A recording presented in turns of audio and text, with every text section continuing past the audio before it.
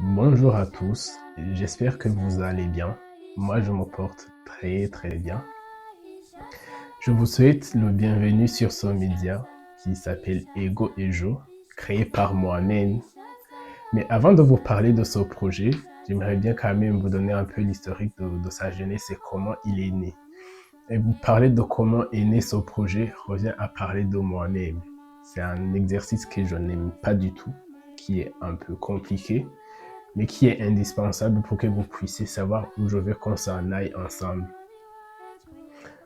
Alors, je m'appelle Trésor Kazama. Je suis né et j'ai grandi au Burundi, où j'ai fait toute ma scolarité. Et il faut savoir que mon pays d'origine est le pays pour lequel j'ai une nationalité. Je n'ai qu'une seule nationalité, c'est la nationalité burundaise. C'est un pays qui est classé comme étant le pays le plus pauvre de la planète. Avec quels indices, on y reviendra après. Tout en sachant que le podcast ne vise pas à promouvoir mon pays. Il explore des sujets un peu plus larges que ça. En 2015, j'ai fait partie des jeunes qui souhaitaient avec une certaine énergie la justice sociale dans son pays. Je fais partie des jeunes qui ont voulu que les choses changent et qui se sont mobilisés pour essayer de changer les choses, ce qui n'a pas abouti. Mais c'est cette période, c'est cet événement-là et tout ce qui a suivi après, qui a fait que, en 2019, d'une certaine manière, je me retrouve en France. Et avant le départ, des personnes très sages m'avaient conseillé, m'avaient dit, si tu as un projet de faire les études là-bas, tant mieux, mais sache que tu apprendras plus sur les gens que tu fréquenteras dans la vraie vie que de tes professeurs. Et il ne m'avait pas du tout menti parce que depuis que je suis arrivé, je n'ai jamais arrêté de chercher de comprendre comment vivaient les locaux, ce qui les intéressait, ce qui les rendait heureux, ce qui les attristait. Et l'une des constats chocs, c'était de voir à quel point l'Occident vit dans l'opulence, vit dans la satisfaction de presque tous les besoins.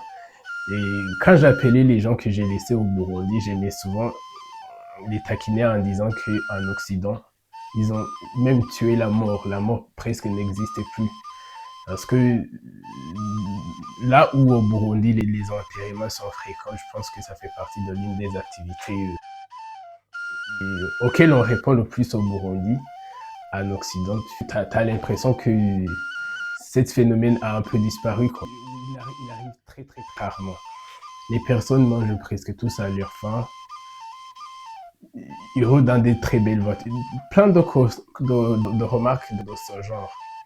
Mais en contraste, un paradoxe énorme,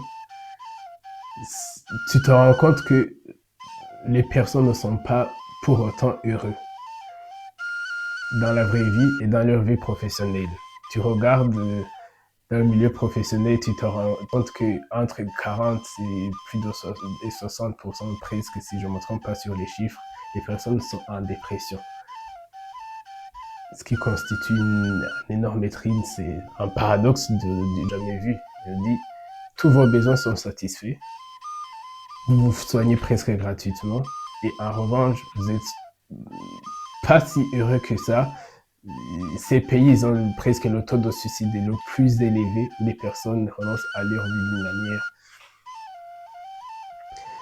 Et depuis ce jour, je n'ai jamais arrêté comment on dit, j'ai jamais arrêté de chercher de comprendre. Beaucoup de questions, très peu de réponses.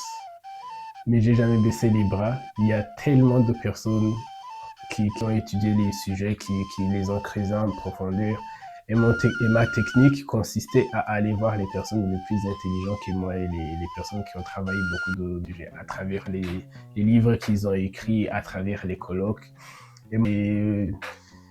Ma méthode consistait à poser des questions. Dès que j'avais eu une opportunité à poser des questions, avec mon français bancal, avec mon accent d'anti-burundais campagnard d'Igenda. Et j'en suis arrivé, avec le temps, je me rends compte de plus en plus que Tout comme nous, on essaie d'adhérer à un récit libéral, en Occident, c'est presque tout l'inverse. Les personnes renoncent de plus en plus à ce récit qui d'une certaine manière, avait satisfait leurs grands-parents et peut-être leurs parents. Il y a une nouvelle génération qui renonce à ce récit. Pourquoi ils renoncent à ce récit? Parce qu'ils se sont rendus compte à quel point le récit, le récit libéral à laquelle ils ont adhéré, il a été gourmand, il a été gourmand en matière première, il a été gourmand en perte de vie humaine parce que les besoins soient satisfaits aujourd'hui. Il y a eu un vide qui a été creusé ailleurs. Mais aussi, c'est ce que leur vie a un coût. Et que ce coût se répercute sur l'abonnement, sur les espèces qui nous entourent, sur les populations pauvres. Et moi, ma question, c'était, une fois que je me suis rendu compte, que j'ai pris connaissance de ces récits, ce qui a suivi a été d'aller voir les réponses qu'ils proposaient dédiées à cela. Ma plus grande surprise a été de voir que la majeure partie des réponses qui sont proposées coïncident d'une manière incroyable avec les récits que nous racontaient les savants, avec les mises en garde que les populations, les peuples que certains appellent primitives, les autres les peuples sauvages, nous mettaient en garde en disant mais arrêtez de dévorer, arrêtez de creuser la mer, la terre. Tu ne peux appeler la terre, dire la terre-mère et à côté creuser des trous à la recherche de l'or noir. Une personne qui fait ça, c'est après avoir appelé la terre terre-mère, ça va appeler quelqu'un sa mère et après lui faire autant de mal. Les Africains en Afrique, une des sagesses les plus répandues et une des dictons les plus répandues, c'est on n'hérite pas de la terre, on l'emprunte à des générations futures. Ça, c'est en Afrique. Tu pars chez les Amérindiens, chez les Sioux, chez les Inuits, eux qui disaient que quand l'homme européen aura coupé le dernier arbre, asséché la dernière goutte de l'océan, tué le dernier bison, il se rendra compte que l'argent n'est pas comestible. Plein de sagesse de ce sens. Et moi, ma question consiste... J'ai posé cette question à plein de personnes. J'ai posé la question à Monsieur Gilles Boeuf, l'un des plus grands biologistes et qui est à la tête aujourd'hui, qui fut à la tête du MUSEO, maintenant il est à la tête de la l'APC. L'Agence pour le développement, je ne me rappelle pas trop, c'est une agence quand même qui est dans la recherche liée à l'environnement. Et à plein d'autres personnes. Et à chaque fois, la réponse qu'on me répondait, c'est on a un mea culpa à faire. Et moi, des fois, j'ai eu l'impression que ma question n'a pas été comprise. Parce que moi, ce que je voulais pas, ce que je voulais, en tout cas, c'était qu'on me donne les outils en disant, d'une certaine manière, rejoignez-nous. Fait partie de cette jeunesse qui a un autre récit à proposer. Parce que moi, je pars du principe que aujourd'hui, l'humanité est confrontée à un problème commun. On est tous menacés d'une certaine extinction. C'est plus ma grand-mère à Boulouli qui se plaint de voir sa terre produire de moins en moins. C'est plus un Tchadien qui se plaint d'autres problèmes. C'est plus un Californien qui voit ses maisons brûler. C'est plus un Australien qui n'a plus le droit de faire un barbecue. C'est l'humanité entière. Et cette angoisse qui pèse sur nous, d'une certaine manière, c'est normal que ça percute sur notre psyché et engendre derrière une épidémie de problèmes psychopathologiques, des psychopathologies. Moi, personnellement, je fais partie des personnes qui pensent que le sens est dans la différence et la vie n'est toujours au centre. Il y a des personnes, aujourd'hui, il y a deux camps. Il y a des personnes pour un nouveau récit mais qui est loin des technologies. Il y a d'autres personnes qui pensent que tous les problèmes auxquels on est confronté, il faut juste faire confiance au cerveau humain. Le cerveau humain trouvera des solutions technologiques qui répondent à ces problèmes. Je ne sais presque rien, ni têter quelques lignes que j'ai lues sur les récits technologiques, mais c'est en quoi je crois, c'est que pour savoir où tu vas, il faut savoir d'où tu viens. Et il y a un des dictons des personnes avec qui je parle le plus souvent le connaissent presque par cœur. C'est la citation de Tocqueville qui disait que quand la lumière ne vient plus du passé, les esprits marchent dans les ténèbres. Quand la lumière ne vient plus du passé, les esprits marchent dans les ténèbres. Moi, je fais partie des personnes qui pensent que le passé des peuples, de beaucoup de peuples, que ce soit les Baronies à l'ancienne, que ce soit les Étrusques occidentaux, que ce soit les Inuits, que ce soit les Sioux, que ce soit les Cris, que ce soit les Yoruba, que ce soit les Ndongo, ces peuples-là qui ont été méprisés parce que, à forte raison, parce qu'il y a eu beaucoup de récits qui se sont affrontés. Il y a le libéralisme, il y a le social nationalisme qui, lui, a disparu après les années 45. Après, il y a le communisme qui, lui aussi, a fini par presque petit à petit se retirer de la course. Après, il y a le libéralisme qui a gagné presque et conquis presque le terrain. Mais aujourd'hui, à moins de 200 ans, 200, 300 ans, on se rend compte à quel point il a été dévastatrice.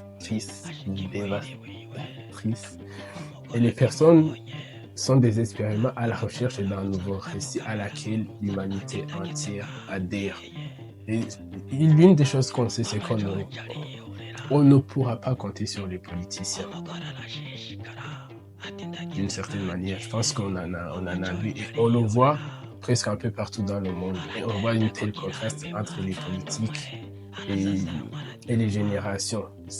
D'une certaine manière, c'est comme si on dirait que les deux ne se forment pas de la même manière. J'ai beaucoup parlé pour à la fin conclure comment, de quelle manière. Je conclue en disant que ego et jo, qui veut dire ego, ça veut dire oui, et jo, ça veut dire ça peut dire hier ou ça peut dire demain. C'est un qui rebondit.